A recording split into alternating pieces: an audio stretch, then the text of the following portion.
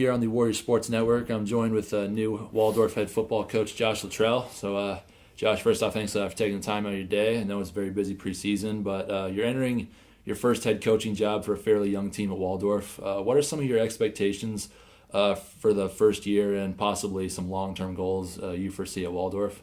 Sure. My staff and I coming in here, we knew it was going to be a tough road here at the beginning. The first thing we wanted to do is we wanted to get these guys to understand, what our expectations are of them, and the number one thing is just learning how to be great teammates, and that's something that it takes a lot of behind the scenes stuff, a lot of meeting time, a lot of team meeting time.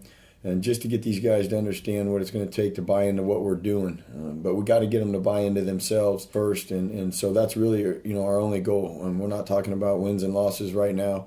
We're talking about getting better each day. We're talking about being first class, not only over here, but over across campus in the community, to where they're representing Waldorf University, the right way. Going into long term, of course, as anybody, we're competitive.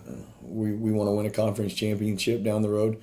But we know it's going to take a lot of work, a lot of recruiting to get there. But if we can build a good foundation this first season, our guys are going to have a chance for success in the future. We got, like you said, young guys. And so it's if they stick it out, they're going to be rewarded in the long run. And you come in here from Dorn University as their offensive coordinator, and they were a very successful program, finished in the top 10 NAI last year. What were some of the big reasons for your success at Doan, and are there any traits that you're bringing over with you?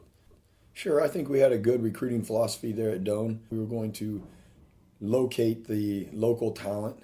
We were going to try to get the local talent there.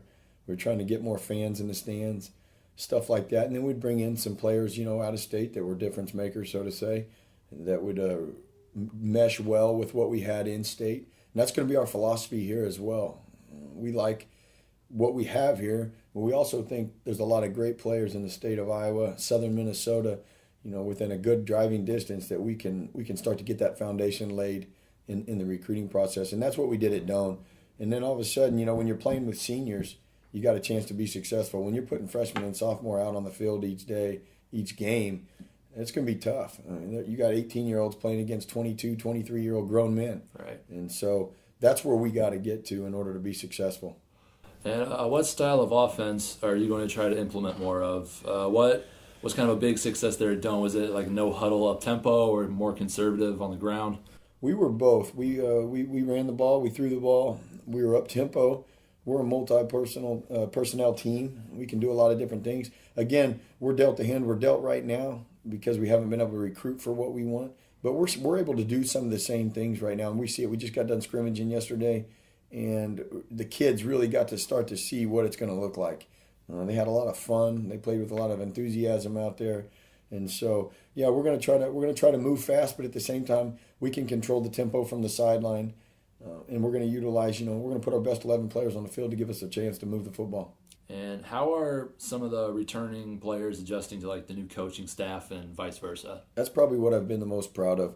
These guys had a choice to make, with the new coaching staff change to either get 1 foot in the boat or get 2 feet in the boat. And I truly feel as a head coach that these returners have put 2 feet in the boat. They're hungry.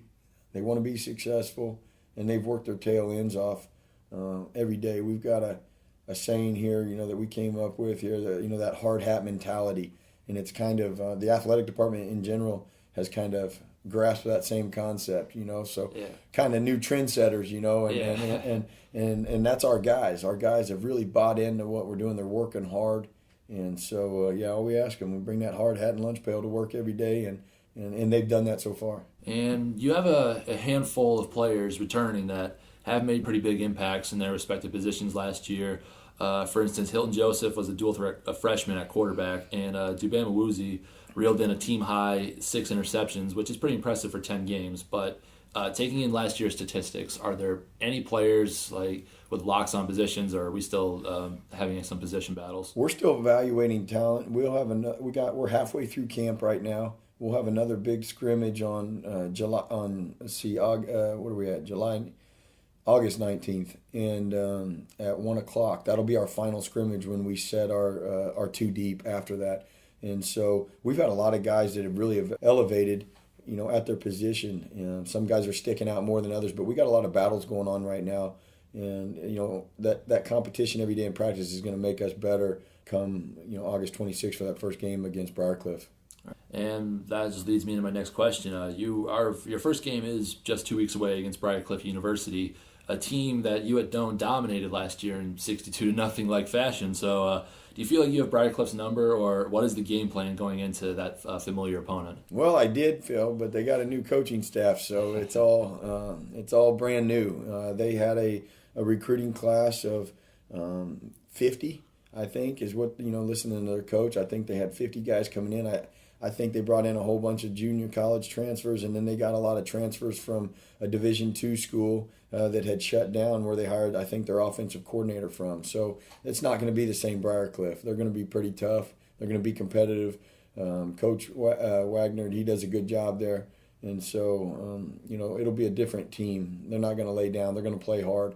They got a lot of the same principles that we are, that we're laying down right now, is that, hey, we got to play tough.